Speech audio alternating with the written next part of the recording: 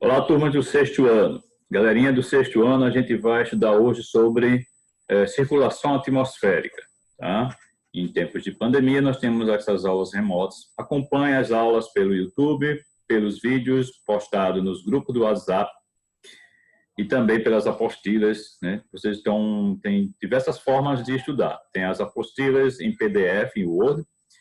Também vocês podem acompanhar por vídeo, por imagem, a imagem da apostila, e responder as questões no Google Sala de Aula. Tá? Então, vamos lá.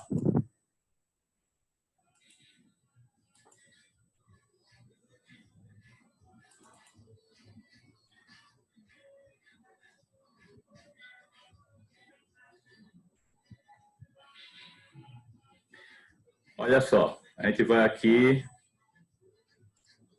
vamos para a aula, né? Circulação atmosférica. Tá? Circulação atmosférica.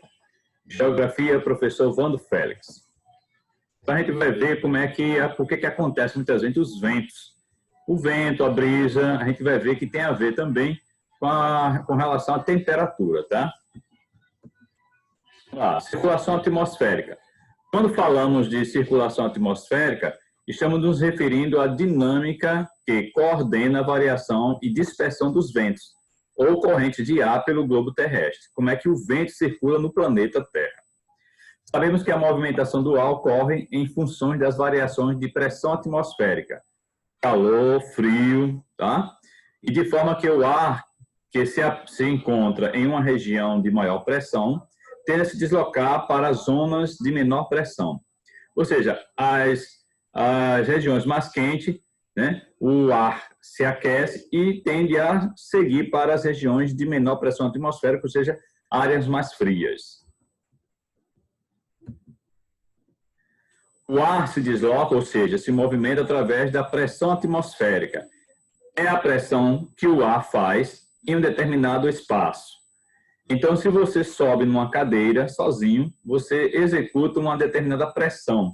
Se você coloca 3 pessoas nessa mesma cadeira, então você tem uma pressão maior. As pessoas representariam a quantidade de ar. Então, você já vê aqui, ó, quanto mais alto for, menor a quantidade de ar. Tá vendo aqui, ó, essas bolhas aqui? Essas bolinhas significam a quantidade de ar. E aqui, ó, o ar está muito maior. Então, a parte mais baixa aqui, ó, de acordo com o nível do mar, vai ter menos ar, menos partículas, tá? E o acúmulo de partícula é bem maior aqui, ó, tá vendo? Maior partículas de ar. E lá no topo da montanha, menor partícula de ar. Aqui bem próximo, maior. Aqui no alto, menor.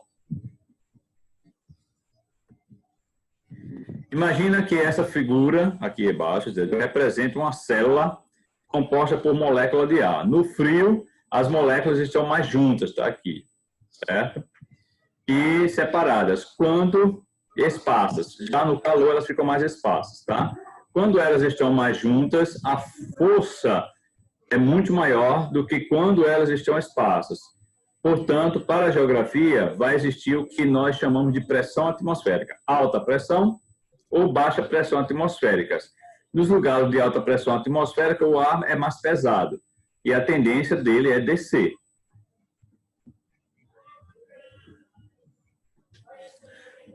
Aí, o mecanismo, deixa eu aparecer aqui. O mecanismo básico que articula a circulação das massas de ar no planeta é o das variações de temperatura. O ar mais frio é mais denso e desce, enquanto o ar quente é leve e sobe. Ao alcançar altitudes maiores, o ar quente, que estava subindo, começa a se esfriar, ficando mais pesado e descendo novamente, dando continuidade ao ciclo. Essa dinâmica associada às variações de latitude dá origem às células de circulação atmosférica. Tá? Então, você vê aqui, ó, nessa região aqui é mais quente, o ar é mais leve, então ele tende a subir. Quando ele chega aqui, ele encontra uma área mais fria, e aí na área polar, célula polar, e aí tende a descer. Então fica nisso, essa troca, entendeu? O ar sobe, o ar desce, e aí forma o vento. Tá? Então vamos ter as células aqui, célula polar, célula de Ferrel e célula de Hadley. Aqui, a formação das diferentes células na variação, certo? Vai dar para a gente, além das variações de pressão, decorre do fato da incidência dos raios solares não ser homogêneo. Significa isso. Na Terra, o Sol, a energia solar, ou seja, os raios solares não batem por igual, por a Terra ser uma esfera. Próximo à linha do Equador, certo? O calor do Sol é bem maior e bem mais forte.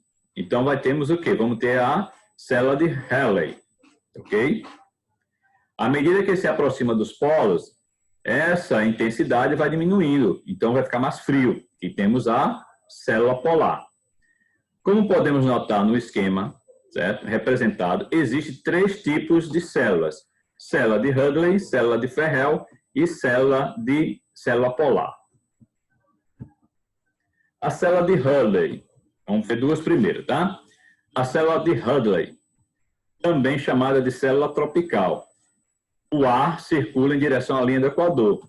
Aqui, ó, ele vai, ó, tá vendo esse movimento que ele vai fazer aqui, ó? Ele vai circular na linha do Equador, tá? Em direção aos trópicos, nas elevadas altitudes, com predomínio de ventos alísios e contra-alísios. Já a célula de Ferrel, também conhecida célula de latitudes médias, que fica aqui nem baixas latitudes nem altas latitudes, fica no meio. O ar movimenta-se em direção aos polos. Tá vendo o movimento que ela faz aqui? Ó, ela vai subindo, tá vendo? E retorna para as faixas tropicais. Tá? Quando ela chega aqui, vai esfriar, aí ela volta. Tá? Os ventos são predominantes de oeste e sopram em direção oposta aos ventos alísios. Por fim, na célula polar, os ventos deslocam-se dos polos em direção aos trópicos, onde se aquecem e retornam novamente às zonas polares. Os ventos são polares de leste e carregam sempre muita umidade, baixas temperaturas e elevada pressão atmosférica. A circulação atmosférica é responsável pela dinâmica de circulação dos ventos, pela alteração das pressões atmosféricas, pela distribuição do calor e, consequentemente, interfere diretamente no clima da Terra. Então, ó, vai ser a de Ferrel, ela é quente, tende a circular. A de Ferrel também ela é um pouco quente, mas ela circula em direção aos polos e, quando ela esfria, ela volta. Então, essa troca de pressão atmosférica e de calor e temperatura provoca os ventos na Terra. Pessoal, obrigado aí pela atenção de vocês, bons estudos e até a próxima videoaula de Geografia.